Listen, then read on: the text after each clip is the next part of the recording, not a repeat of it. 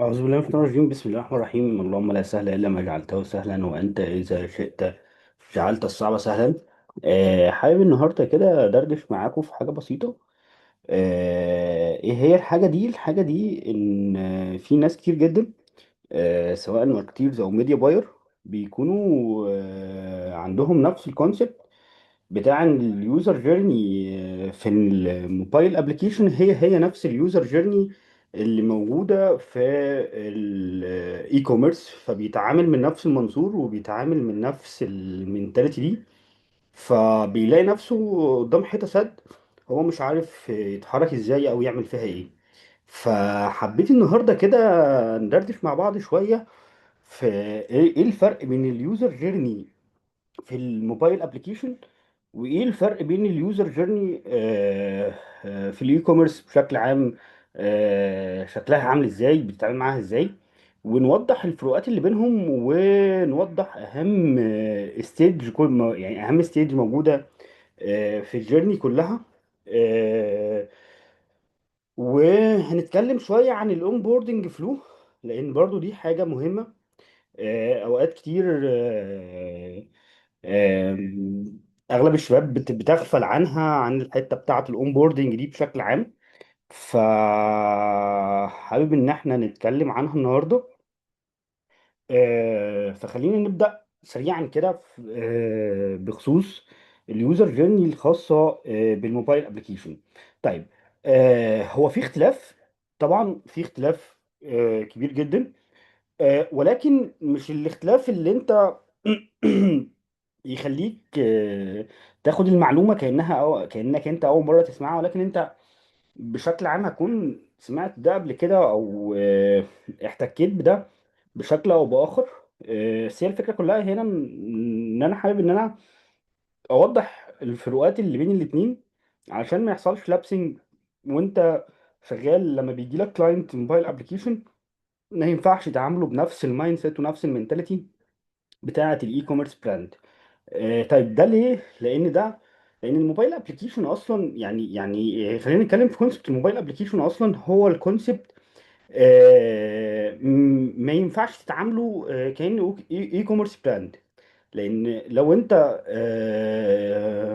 بدات تشتغل بنفس الكونسبت ده، هتلاقي نفسك وقفت عند ستيج 90% من اللي ممكن يشتغلوا بنفس الكونسبت ده بيقفوا عندها، الا وهي ايه؟ افتر اكوزيشن. يعني ايه؟ يعني انت بتلاقي الناس وقفت بعد الاكوزيشن. اوكي، طبعا احنا هنشرح الجيرني كلها كامله دلوقتي، ولكن انا عايز بس ايه هايلايت على الحته دي. ان انت يعني بتيجي تشوف، او لما اجي اشوف ان انت بتلاقي الماركتير ميديا باير بيقف عند الحته الخاصه بالاكوزيشن.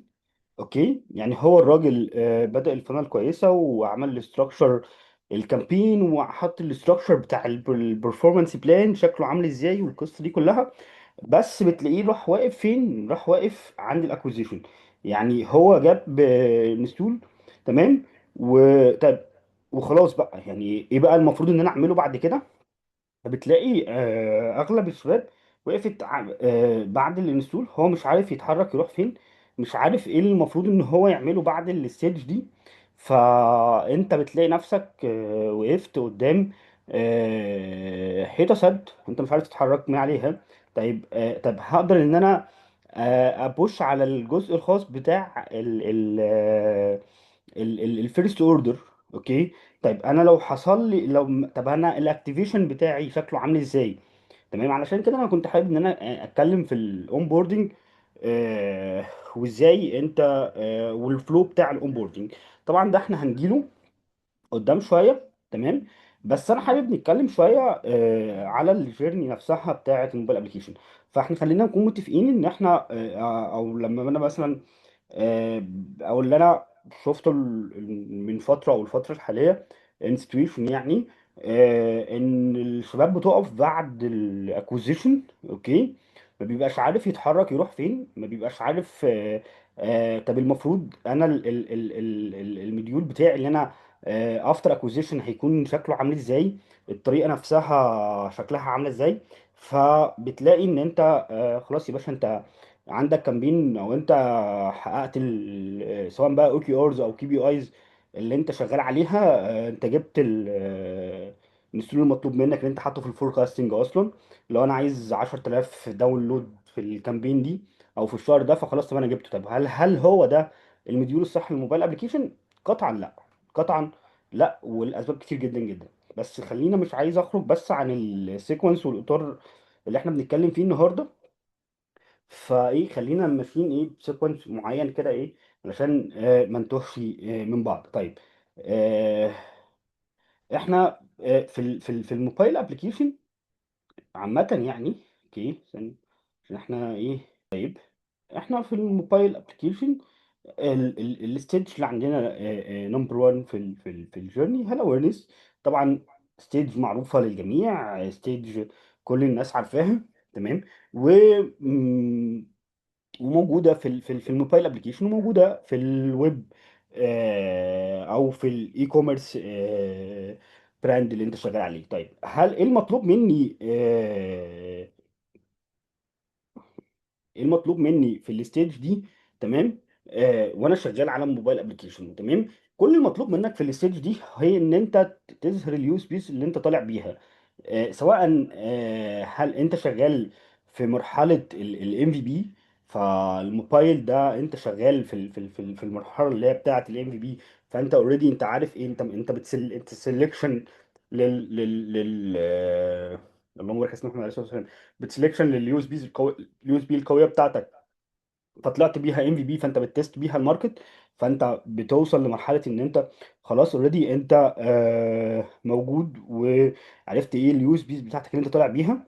2 1 ايا يكن ايه اليو اس بيز اللي انت طالع بيها، و هت تيست بيها الماركت، او هتفاليديشن بيها السوق. طيب المطلوب في الستيج دي، سواء انت راجل بتست بام في بي، او انت خلاص انت طالع بكل اليوز بيس بتاعتك، وانت عديت مرحله الام في بي، فانت خلاص اوريدي انت في اللايف بتاعك. اوكي. انت كل اللي انت محتاجه في الستيج دي ان انت بتهايلايت على اليو اس بي بتاعتك. طيب وان انت في المرحله دي وفي الستيج دي بشكل عام، لازم أن يكون عندك educational content بشكل كبير جدا. انت educational content ده بيندرج تحته ايه؟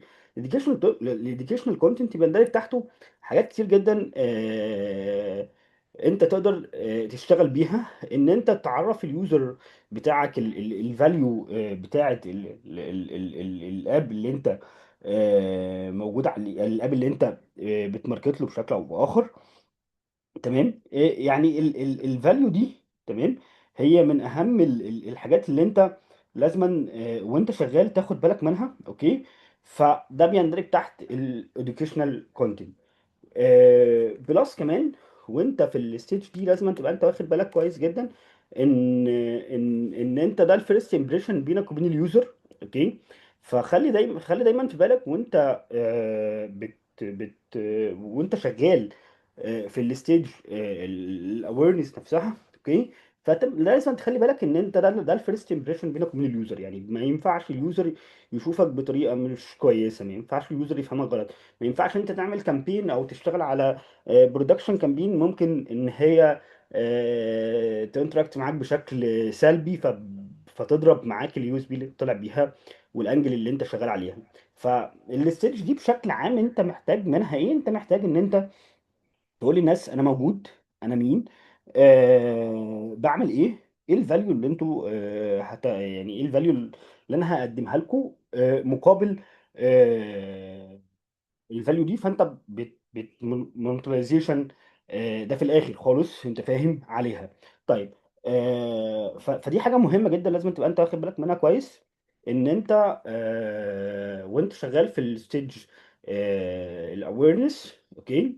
انت بتشتغل بشكل وبسيكونس، ان انت راجل انت بتنتراكشن الناس، يعني انت بتعرف الناس انت مين. يعني اعتبر نفسك في ميتنج مثلا، والميتنج ده انت اول مره تقعد مع الناس اللي انت قاعد معاهم دي، فانت هتقول والله للناس دي انا مين، انا اسمي ايه، انا بشتغل ايه، انا بدرس فين، انا لا، لحد ما تعرف الناس بيك. في نفس القصه في البرودكت اللي انت شغال عليه.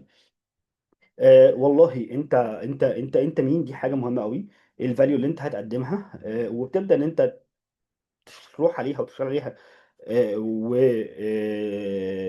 اليوزر ينتراكت معاك. انت فاهم؟ فدي كلها حاجات مهمة جدا، لازم تبقى انت واخد بالك منها وانت شغال. طيب، انت هنا في الجزء الخاص في الموبايل ابلكيشن، انت ممكن وانت شغال اي كوميرس تشتغل اويرنس، وتشتغل جنب الاويرنس يشتغل كونفرجن. واغلب الناس بتعمل كده، وبتجيب وشغاله والدنيا تمام. لان انت الكور فاليو بتاعك في البراند بشكل عام، كاي كوميرس براند بتبقى شغال. انت راجل، المين اوبجيكتيف بتاعتي ان انا عايز ابيع، انا عايز ريزلت في اسرع وقت. اوكي. ولكن انت في الموبايل ابلكيشن هي ما بتتلعبش كده، لان انت في الموبايل ابلكيشن اليوزر اللي هينتراكت معاك ويعمل داونلود للموبايل ده، الراجل ده اقل حاجه يا باشا انت بتاخد منه ستورج على الموبايل عنده. فانت متخيل انت بتعمل ايه؟ تمام. يعني دي حاجه بس كده ايه، بسيطة جدا. يعني حاجة بسيطة. ممكن ان انت يعني وانت مين يا عم عشان نخلي الاب بتاعك عندي على الموبايل؟ اوكي. فما ينفعش تطلع الا في حالات بقى انت معاك بادجت، ومعاك ليلة بقى، وفي برودكشن شغال معاك، وفي كرييتيف تيم، وفي قصه كبيره قوي انت شغال عليها. ولكن خلينا برضو في الكور اللي احنا بنتكلم فيه عشان ما نطلعش عن ده. اوكي. انت هنا لازما الاول الناس تعرفك، الناس تشوفك، الناس تصدقك، الناس فعلا انت بتلبي، انت بتعمل سواء بتحقق هابت بقى ليهم او ايا يكن الايه اللي انت بتقدمه. ولكن انت ما ينفعش تقول للناس يلا بسرعه، لا انا هجيب الفيرست اوردر دلوقتي وهعمل الناس وهبوش الناس ان هي ت- تبدأ تشتغل في الجزء الخاص في الاب انستول وي. لا يعني عارف انت اللي هو انت على مهلك، بس مش بالشكل اللي انت متخيله، لا بالعكس خالص. انت على مهلك بس. اوكي. انت فاهم الكونسبت والمايند سيت اللي انت شغال بيها، ان انت ما ينفعش ستيج تسبق ستيج. اوكي. طيب، فدي حاجة مهمة جدا. فاحنا اتكلمنا في الجزء الخاص في الاويرنس، واللي هو انت لازم تبقى انت آه، طالع باليو اس بي بتاعتك القوية علشان خاطر اليوزر يبدأ ان هو يقتنع ويعرف فعلا الفاليو الحقيقية اللي انت مقدمها له. اوكي. بعد كده يعني دي مش ستيج، يعني دي برضو ستيج ليها جزء خاص. زي ما زي ما احنا مثلا في الاي كوميرس، في الاي كوميرس براند بنقول والله يا شباب احنا محتاجين ان احنا نشتغل سي او. اوكي. فطبعا الستيج اللي احنا فيها اللي هي النمبر 2. تمام. مش هقول لك اس او هي حاجه، هي اب سيرش اوبتمايزيشن، اي اس او. اوكي. دي طبعا ليها شرح لوحده، ده ما يكفوش سيشن ساعتين عشان نشرح الاي اس او، وازاي بنتعامل معاه، وازاي بنرانك على الاب ستور وعلى جوجل بلاي وكل حاجه يعني. اوكي. بس برضو خلينا ما نتفتتش مع بعض. اوكي. ده ان انت اليوزر بعد ما بيخش بيشوف الاد بتاعك، فخلاص الراجل ده شافك آه وشاف الرانك بتاعك سواء على الاب ستور او على جوجل بلاي، فبيبدا ان هو يداونلود الموبايل ابلكيشن. فاللي هي الستيج الخاصه بعد كده الستيج الخاصه بالاكوزيشن، ودي اللي احنا بنقول ان الناس كلها او اغلب الناس، انا يعني لو التعبير خاني، يعني اغلب الناس بتقف عندها. ان الناس بتقف عند الستيج دي، واللي هو انا خلاص، انا تمام، انا حققت المطلوب مني. أنا راجل جايب 10 كي انستول. اوكي. فانا خلاص انا في الامان. انتوا عايزين مني ايه؟ اوكي. بس هي مش هنا. يعني هل الستيج دي او هل الاكوزيشن هو نهاية المطاف؟ لا طبعا مش نهاية المطاف خالص. اوكي. احنا هنا لازم نهايلايت على حاجه مهمه جدا، ان طول ما انت شغال وشايف ان ده نهايه المطاف، عارف انت شغال غلط. اوكي، يعني طول ما انت مثلا معاك موبايل ابلكيشن، فانت راجل، الا في كيس معينه كده ممكن نتكلم عليها في فيديو تاني. اوكي، ان انت بيبقى الهدف بالنسبه لك ان انت عايز اكبر كم ممكن من الداونلود اللي انت محتاجها، او سواء البيزنس اونر اللي محتاجها. اوكي، فبس ده مديول ممكن، يعني مش عايزين نتطرق له شويه، بس دي حال، دي كيس يعني، مش ايه الكيس الوحيده يعني. اوكي، بس المفروض بقى، المفروض عليك انت فاهم ان انت بعد الاكوزيشن دي، انت فاهم لازم تبقى انت يعني، ده برضو احنا بنتكلم فيها دايما في الحته بتاعت الايفنت مابينج والمابينج للجيرني نفسها. انت المفروض تقف كده وتقول والله يا جماعه، هو انا بعد ما نجيب انستول، المفروض اليوزر يعمل ايه؟ المفروض اليوزر في الاكتيفيشن والاون بوردنج والفيرست اوبن، المفروض هو رايح فين جوه الاب؟ يعني طب هل لما بعد ما يعمل لوجن، هل مثلا هيطلع له بوب اب؟ فالبوب اب ده هيكون في مثلا 50% ديسكاونت مثلا على الفيرست اوردر. طيب هل هو اصلا جاي معاه البرومو كود بتاع الديسكاونت ده؟ طيب هو المفروض يعمل فيرست اوردر فين بالظبط؟ يعني برضو احنا يعني برضو دي يعني دي مع دي الحته بتاعت الفيرست يوز، انت اليوزر اوريدي ان هو خلاص عمل داونلود للاب ودخل في الاون بوردنج، والراجل خلاص تمام وزي الفل وعمل لوجن. اوكي، فهو الراجل بقى محتاج ان هو يبدا ان هو ياخد اكشن. طب ايه الحاجه اللي هتخلي الراجل ده هيبدا ان هو ياخد اكشن معاك؟ اوكي، طيب، فانت هتلاقي نفسك اللي هي ستيج مكمله لستيج. فانت خلاص انت في الاكوزيشن، انت خلاص يا باشا، انت راجل جميل زي الفل، جبت لنا الداونلود ب$1. اوكي، فيا باشا كتر الف خيرك انت، جميل يعني، تمام، مفيش اي مشكله، تمام. بعد كده ايه اللي بقى اللي المفروض يحصل؟ ايه اللي المفروض يتم في الحته دي؟ اوكي، ايه اللي المفروض ان انت وانت شغال تبدا ان انت تبوش عليه، تبدا ان انت تبوش اليوزر نفسه عليه. اوكي، فلازم تبقى انت راسم السيناريو، والسيناريو ده جوه دماغك، ان والله الراجل اليوزر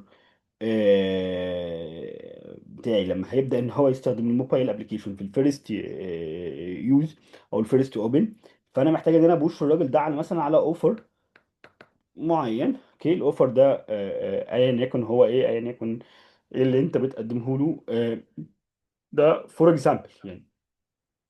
في ناس تانية انت فاهم، لا انا مش عايز ان انا اشتغل بان انا اخلي اليوزر يتعود على الجزء الخاص بالاوفر والديسكاونتس والبرومو كود.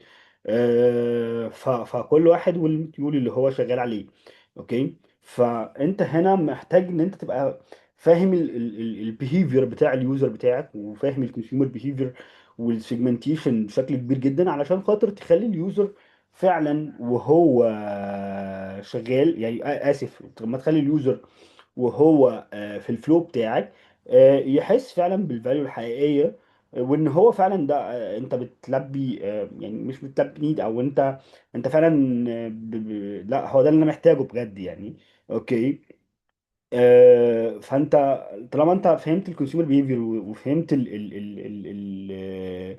الفلو نفسه اللي اليوزر هيمشي فيه شكله عامل ازاي، فانت خلاص انت سبكونشس عندك، انت هتبدا ان انت تترجم ده على الاكشن والبوش نفسها اللي هتحصل، تخلي اليوزر يبدا ان هو يكون اكتف معاك، ويبدا ان هو فعلا يكون معاك فيرست. طيب، خلينا احنا اتكلمنا في ان احنا خلاص، احنا جبنا الاكوزيشن، ان احنا خلاص بدأنا ان احنا حددنا الكور فاليو، وان احنا ازاي هنبوش اليوزر ان هو يكون معانا ويبدا ان هو ياخد الفيرست اكشن جوه الاب. فهنبدا بعد كده، بعد الجزء الخاص في الفيرست يوز والفيرست اوبن للاب، جزء بقى الناس بتغفل عنه بشكل كبير جدا، هو الجزء الخاص بالاونبوردنج. اوكي، فهتلاقيني انا عامل لك فلو كامل للاونبوردنج، شكله عامل ازاي. اوكي، الناس مفكره ان الاونبوردنج ده هو الويلكم مسج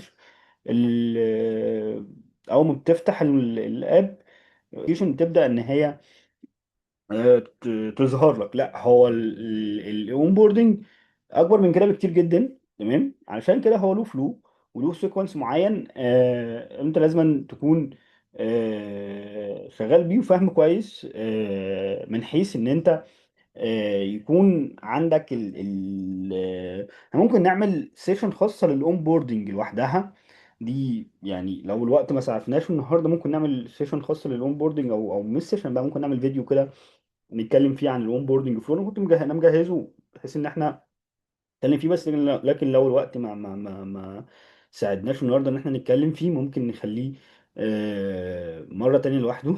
آه، طيب، فانت في الاون بوردنج الناس فاكره ان الاون بوردنج ان انا بقول ان عارفين انتوا لما لما بتبدا تداونلود اب عندك على الموبايل، فانت بتلوجن. فقبل ما بتلوجن كمان عارف انت اللي هو نيكست نيكست نيكست نيكست نيكست. يمكن الناس مفكرة ان هو ده الاونبوردنج، لكن مش هو ده الاونبوردنج. قطعا مش هو ده. بس طبعا انت عندك الاونبوردنج فاليو، هو انت بتظهر فعلا الفاليو بتاعتك والحاجة اللي اليوزر فعلا داخل ومستنيها منك جوه، انت هتقدم له فيها ايه. مش مسج بس انت اليوزر هيقرأها او ما يقرأهاش، او يشوفها او ما يشوفهاش. ما علينا، بس عشان خاطر يعني من ايه، ما نخرجش بره النطاق اللي احنا بنتكلم عنه. بس الاون بوردنج بشكل عام هو مش بس الكام مسج اللي بيظهروا في الاول، لان ده فلو لازم أن تكون ماشي عليه عشان تقدر تحقق نتائج مرضية، وبتقدر تحقق الفاليو اللي انت شغال بيها. اوكي، طيب، بشكل لازم أن تبقى انت فاهم الاونبوردنج بشكل كويس. اوكي، والفاليو اللي انت كمان هتقدمها لليوزر. يعني برضو انت في الاونبوردنج احنا بنوضح الفاليو لليوزر، او زي ما قلت لك انا كده من شويه، اليوزر فعلا يحس ان هو اول ما دخل، فاللي هو لا، انا فعلا انا داخل المكان اللي انا فعلا عندي فيه، مش هقول ويكنس مثلا، او ان انا مثلا عندي انجل معين انا مثلا، او في حاجه انا فعلا يونيك ليها. فقشطه انا لقيت المكان اللي انا المكان اللي هيقدم لي ده.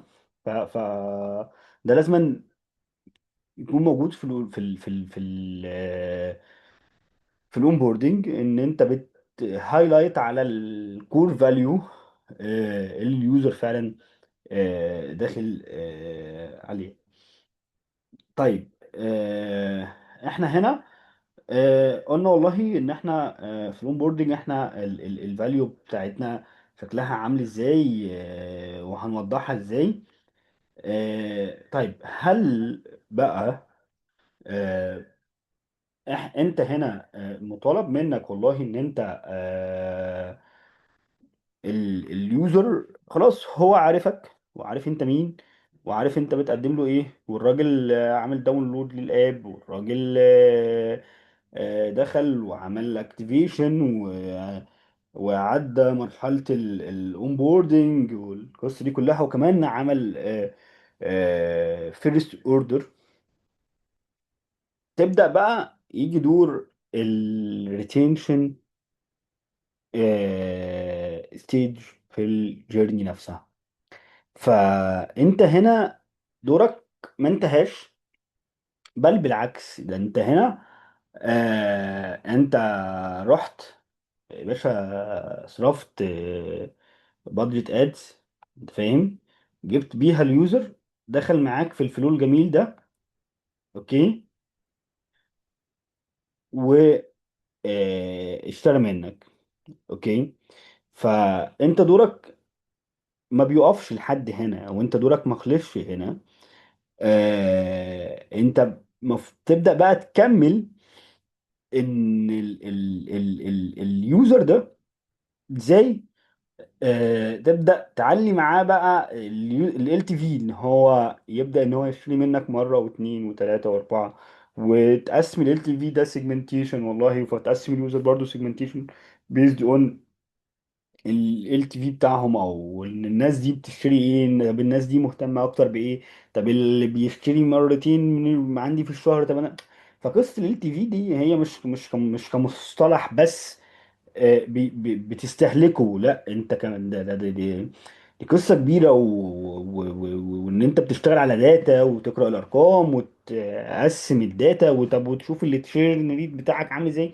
برضو خلينا ماشيين في السيكونس بتاعنا، ان احنا بنشرح الديفرنت بين الجيرني في الاب والجيرني بالاي كوميرس، عشان في حاجات تانية كتير لو دخلنا كلها مع بعض هيبقى الموضوع ايه. في ناس كتير قوي ممكن تتوه مني في الحتة دي. طيب anyway، فانت بعد ما اليوزر خلاص هو اشترى، فاحنا دلوقتي بنقول ان انا والله هبدا اشتغل عليه ريتينشن. طيب شكل الريتينشن نفسه هيكون عامل ازاي؟ هل الريتينشن ده ببوش نوتيفيكيشن؟ طب هل الريتينشن ده باس ام اس؟ طب هل الريتينشن ده بميل؟ طب هل الريتينشن ده بواتساب كامبين؟ طب الريتينشن ده هيكون بيزد اون ايه؟ يعني هل مثلا 7 داي ولا لا؟ انا مثلا ببيع سيرفيس فالناس، اسف ببيع برودكت، فالبرودكت ده مثلا عمره الاستهلاكي مثلا شهر، فالناس مش بعد 7 ايام هتيجي تطلب مني تاني. طب طب لا، ده انا شغال على منتج استهلاكي جدا، فالناس ممكن تشتريه 4 او 5 مرات بير مانث. فكل دي حاجات هي بيز اون طبعا البروجكت اللي انت شغال عليه بشكل عامل ازاي. فلازم تبقى انت واخد بالك كويس من الحته دي، واخد بالك اكتر ان انواع الريتنشن ايه. طب ايه المديول في الريتنشن، ايه مديول الريتنشن اللي انا هشتغل عليه، اللي هيفت معايا على البروجكت اللي انا شغال عليه، او بشكل ما ده هيكون فعلا بشكل كويس على البروجكت بتاعي. طيب هل فعلا الريتنشن في الوقت ده اوكي هو مناسب فعلا، ولا ممكن ده اساسا ممكن يعمل حاصل لليوزر، فتلاقي اليوزر عمل ديليت للاب من كتر ما انت بتبعت له ميل، وكتر ما انت بتبعت له بوش نوتيفيكيشن، ومن كتر ما انت بتبعت عمال تبعت له. وهو اصلا ده منتج مثلا او دي سيرفيس مثلا ما بتخلص مثلا بعد يعني، مش استهلاكيه زي ما كنا بنتكلم. اليوزر بيطلبها مثلا مره كل كوارتر مثلا، او مره كل شهرين. تمام. فانت بقى دورك هنا بقى ان انت ازاي تكستمايز ده على السيجمنت بتاعك. اوكي. ففي اوقات كتير قوي ناس بتروح عامله ايه، يا احنا هنبعت نوتيفيكيشن 3 مرات في اليوم، هنبعت نوتيفيكيشن كل ساعه يا معلم. لا، هي ما بتتحسبش كده، هي مش بكترها. فاهميني؟ فالموضوع محتاج منك ان انت تكون فاهم برضو البيهيفير، يعني زي ما كنا بنقول فوق، انت بتكون فاهم البيهيفير نفسه بيعمل ايه، او وشغال ازاي يعني. وان البيهيفير بتاع اليوزر بتاعك ده فعلا ايه النوع الريتنشن اللي فعلا هيكون هو مهتم بيه، سواء الاس ام اس او الميل او بوش نوتيفيكيشن او الواتساب كامبين، او ان احنا لا طب انا ممكن مثلا لما اشتغل عليهم ريتارجت او الكلام ده كله. ولكن زي ما بقول لك انت في ريتنشن انت حرفيا انت معاك تولز، انت خلاص انت صرفت بادجت الادز، وحرقنا برودكشن، ويا باشا رحنا طلعنا بقى انفورميشن كونتنت واديوكيشنال كونتنت وي الكلام ده كله. فانت هنا بقى في الستيج دي. تمام. هو اليوزر اكشلي خلاص بقى عندك اليوزر اكشلي فعلا بقى موجود وخلاص هو بقى في مثلا فيرست وسكند اوردر. فانت من ناحيتك هنا انت تكون تبدا ان انت تبوش بقى على ترسم بقى الفلو، ترسم السيكونس نفسها الخاصه بالنوتيفيكيشن نفسها. بتبدأ ان انت تكون اوير بان ازاي الفلو نفسه بتاع الريتنشن كان بينك شغلك عامل ازاي. طب احنا الويك ده اس ام اس، طب الويك اللي جاي هيكون ميل، طب الميل هيكون شكله عامل ازاي، طب الاوفر اللي هيكون رايح له، طب ممكن يبقى برومو كود، طب انا لو اعلنت على فيوتشر جديده عندي، طب الفيوتشر دي هعلن عنها ازاي، هبعتها في ميل ولا هبعتها واتساب، ولا تنزل سوشيال ميديا، ولا ايه شكلها، ولا ايه نظامها، ولا تنزل بوب اب في الاب، ايه. فكل دي حاجات لازما يعني ما فيش فيها يعني ما فيش فيها قرآن انزل، لا فيها ان انت راجل تكون فاهم الفلو بتاع اليوزر بتاعك، فاهم الكونسيومر بيهيفير بتاعك، فاهم انت نفسك البرودكت اللي انت شغال عليه ده. البرودكت ده اللي اقصد بيه هو الاب اللي انت شغال عليه. آه، ش- فاهم كويس انت والله هترسم فلول النوتيفيكيشن ازاي، وهتربط ده بالسيكونس الخاص بالايميل ازاي، وبالاس ام اس ازاي. طب شكل الكونتنت هيكون عامل ازاي، ايه طبعا دي كلها حاجات يعني حاسس ان انا ممكن اكون بطول فيها شويه، بس ايه لازم ان احنا نتكلم فيها. طيب انت بقى هنا اوكي، ممكن تيجي تقول لي طب يا جدع انت ليه ما شرحتش الريفينيو قبل الريتنشن؟ لان لو احنا جينا بصينا في الاول وفي الاخر ترتيبهم ريفينيو وريتنشن، ريتنشن وريفينيو، هو انت بالنسبه لك انت هنا اوريدي افتر فيرست اوردر انت كسبان. انت في حاجه ممكن تبقى كسبان ممكن تبقى خسران، بس يعني انت بتكلم على الكيس نفسها. انت حصل عندك في فلوس وفي كاش دخل، اوكي، فهتبدا بقى انت تعلي الكاش ده. طب ما انت لما تيجي تعلي الكاش ده هو ده مونتراليزيشن، اوكي. فلما انت تيجي تعلي الكاش ده هي برضه فلوس تانية دخلت. فانت لما بتيجي مثلا تنكريز في ال تي في، طب ما يا معلم ما دي فلوس داخله، انت فاهم؟ فترتيبهم لازم ترتيبهم مش امر يعني زي ما قلت لك. اوريدي في الاول وفي الاخر انت في كاش، اوكي. والكاش ده ايه بيبدا ان هو بيدخل تاني. انت انا بس في حاجه مهمه عايز اقولها في الجزء الخاص في الريتينشن هنا، تمام. ان انت هنا انت شخص آه، تقدر ان انت تجيب او تنكريز الريفينيو للبرودكت اللي انت شغال، للاب اللي انت شغال عليه. حرفيا انت يا دوبك بس يعني مثلا مش بزيرو بادجت، خلينا اقولها صريحه كده، زيرو بادجت. لو جيت حسبتها ان انت بتدفع مثلا سي ار ام وايه ايه والكلام ده كله، بس دي طبعا دي اسيتس فمش فلوس يعني هي فلوس لابد منها، تمام. بس انت هنا حرفيا ده دور بقى ان انت تبوش على الحته بتاعت الريتنشن دي، علشان خاطر اليوزر يكون فعلا هو انت معاك كل حاجه لليوزر. انت تقدر تطلع لليوزر تبعت له نوتيفيكيشن دلوقتي، انت فاهم؟ طلبات تقدر تبعت له نوتيفيكيشن دلوقتي عشان انكريز مثلا الاوردر مثلا. انا مثلا ما طلبتش النهارده، انت فاهم؟ فور اكزامبل يعني، انت فاهمني؟ فيقدروا يبعتوا لي بوش نوتيفيكيشن، يقدروا يبعتوا لي برومو كود مثلا على مطعم معين على الميل، تمام. او يقدروا يبعتوا لي مثلا اوفر لمده 6 ساعات مثلا فري مثلا لمده 6 ساعات، اوكي. فهو خلاص هو الراجل ماسكك في الحته دي، تمام. وهيعرف يوصل لك ازاي بقى، يعرف يوصل لك واتساب، ويعرف يوصل لك ميل، ويعرف يوصل لك اس ام اس، ويعرف يوصل لك نوتيفيكيشن. فانت هنا انت بتنكريز الريفينيو بزيرو بادجت، اوكي. ايا كان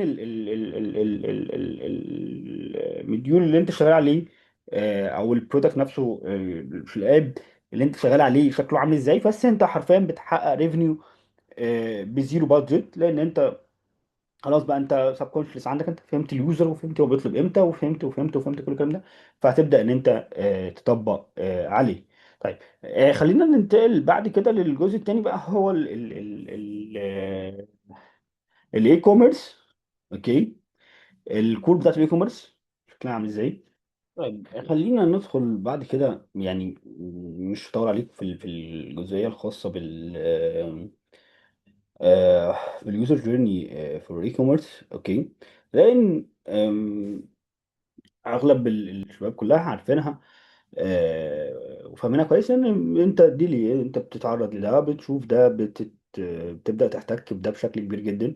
فدي حاجة يعني اغلبكم احتكيتوا بيها وشفتوها، وده طبعا يعني من الفيدباك اللي جالي كتير قوي، ان احنا اوريدي احنا بنشتغل اي كوميرس بشكل كبير. فطبيعي ان انت تكون محتك بالجيرني نفسها. جيرني مختلفة، مختلفة انت فاهم، بس مختلفة في الكور بتاعها وفي الاوبجيكتيف بتاعها بشكل كبير جدا. فاحنا بنتكلم في ان انا برضو زي ما كنا بنتكلم برضو ان انا عندي الجزء الخاص بالادز والاويرنس. اوكي. بس انت هنا زي ما قلت لك، انت هنا تقدر تشتغل اويرنس. اوكي. مع ان انت تشتغل parallel مع الكونفرجن او البرشيز. اوكي. وده بنشوفه اغلبنا طول الوقت. اوكي. ف ده عادي، ده عادي طبعا، وده في الاي كوميرس عادي جدا يعني. وده اللي بيحصل حاليا يعني. بس احنا برضو خلينا نكمل في الحته دي. اوكي. فاحنا الراجل خلاص اليوزر بتاعك شاف الادز، فبيبدا ان هو يخش على الويب سايت الخاص بيك، فبيبدا ان هو يبراوس بالويب سايت ده، ان هو يتصفح، يشوف الحاجات، يشوف الايتمز، يشوف الاوفر، يشوف الحاجات المناسبه ليه. فبعد كده بيخش اللي هو والله مثلا انا عجبني مثلا الكابل مثلا اللي انا لابسه ده. اوكي. فببدا ان مثلا الكابل مثلا في براند معين. اوكي. وليكن مثلا البراند ده اسمه اكس. اوكي. فاكس ده عنده اكتر من بيبيع اكتر من برودكت. اوكي. فببدا ان انا خلاص انا مثلا عجبني الكاتيجوري بس بتاع الكابات. اوكي. فببدا ان انا اخش مثلا على البرودكت بيج بتاعت الكاب. اوكي. فخلاص انا قدرت ان انا بسلكت الكاب اللي انا محتاجه ده. اوكي. بحطه في الكارد بتاعتي، علشان خاطر ادخل بقى بعد كده المرحله بتاعه التشيك اوت بيج شكلها عامل ازاي، عشان خاطر انا محتاجه فعلا انا عايز اشتريه. اوكي. بس اوريدي انا شفت عندك انت اوريدي انت بتبيع اكتر من حاجه، بس انا اوريدي انا عجبني الكاب بتاعك. اوكي.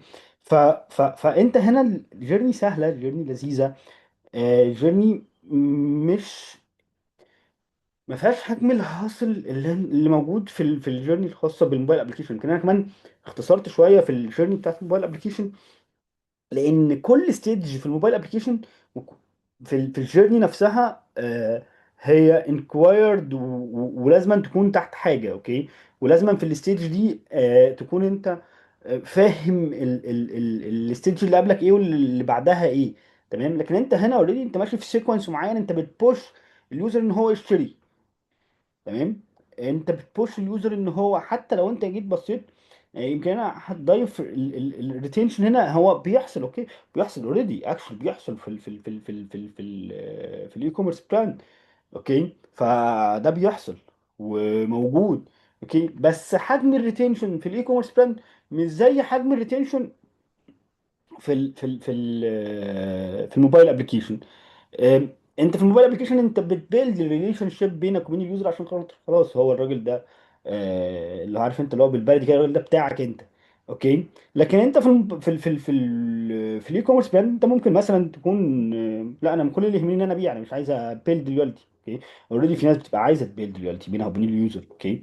بس انت هنا في الموبايل ابلكيشن يعني اسف في الاي كوميرس انت هنا لا انا مش عايز بيلد دلوقتي، انا راجل والله من الاخر انا عايز احقق رؤاز شكله عامل ازاي، عايز احقق ار يو اي شكلها عامل ازاي. اوكي. رقم شكله عامل ازاي، وخلاص على كده يا باشا. انا اتعشت على كده من الاخر يعني. فانت بتبقى على حسب الاوبجيكتيف برضو اللي انت شغال عليه. اوكي. طبعا الاي كوميرس طبعا في حاجات كتير جدا، وفي لا في ناس بتبدا انها تشتغل بالسيكونس ده، وتخلي الستيج بتاعت الاويرنس تاخد فترتها، وتبدا بعد كده بعد الاويرنس تبدا ان هي تشتغل بقى ستيب باي ستيب، تبدا تمشي في الجيرني. انت فاهم؟ بعد كده تبدا ان هي تعمل ريتارجت والكلام الجميل بتاع الداشبورد بتاع البلاتفورم. آه، بس لو في كي مسج نطلع بيها من الدردشه الجميله اللي احنا دردشناها مع بعض النهارده، ان انت ما ينفعش تشتغل على الموبايل ابلكيشن بالمايند سيت اللي انت جاي منها، او بالمايند سيت بتاعت الاي كوميرس. لان ده بيأثر عليك بشكل سلبي، بيخليك انت نفسك مش عارف تتحرك، ومش عارف ايه المفروض يحصل بعد الاكوزيشن. بيخليك ان انت فعلا واقف مكانك، مش عارف ايه المفروض ان انا يتم بعد كده. المفروض طب الريتنشن هعمله ازاي في الموبايل ابلكيشن؟ طب الاونبوردنج شكله ازاي في الموبايل ابلكيشن؟ بس انت هنا انت الدنيا، يعني مش عايز برضو اقول لك ان مش عايز اسهل الاي كوميرس، ولكن انت هنا اكشلي انت عارف انت اللي هو ايه. انت زي لعيب الكوره مثلا، لعيب الكوره بيلعب طول حياته على انجيل طبيعي، فجاه مره يلاقي نفسه بيلعب على انجيل صناعي، فبيحصل له ايرور اللي هو ايه ده يا معلم، انت ما لعبتش على ده قبل كده. اوكي. ف بتبقى محتاج ان انت ممارسه، انت راجل خلاص انت مارست الاي كوميرس، واحتكيت في براند، واحتكيت في اند ران، واحتكيت في حاجات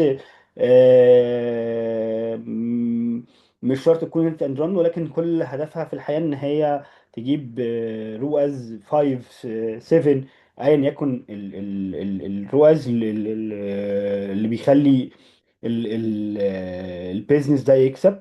ف اوريدي فانت بتلاقي نفسك اللي هو لا خلاص، انا انت مارست ده وشفت ده. لكن انت على النقيض في الموبايل ابلكيشن انت محتاج ان انت بقى ترسم الفلو بتاع الستيج، ترسم الفلو بتاع الجيرني، ترسم الفلو بتاع الاونبوردنج، ترسم الفلو بتاع الريتينشن، ترسم الفلو بتاع الريفايل نفسه. لو انت لو لان برضو دي حاجه مهمه جدا، ترسم الفلو الخاص بالتراكنج سيستم نفسه. دي قصه تانيه لوحدها، ممكن ندردش عليها في مره من المرات يعني واحنا بنتكلم.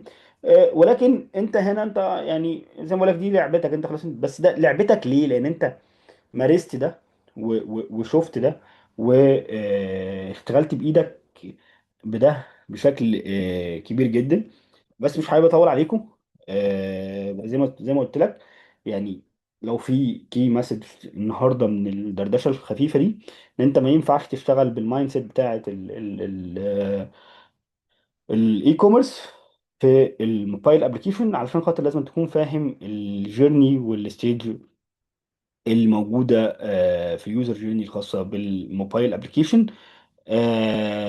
حاجات تانية احنا ممكن نخلي الدردشه دي كده مثلا، يعني على حسب بقى ربنا يأذن ان شاء الله باذن الله. لكن ناوي ان انا اتكلم في الاون بوردنج، عايز اديله حقه بصراحه، مش عايز اظلمه معانا، مش عايز الناس برضو تكون بتزهق بسرعه. فحابب ان انا يكون ندردش مره كده في الفلو نفسه بتاع الاون بوردنج. واتمنى لو في حد استفاد ولو 1% يدعي لنا بالخير. وشكرا لكم جميعا، واشوفكم على خير ان شاء الله باذن الله تعالى.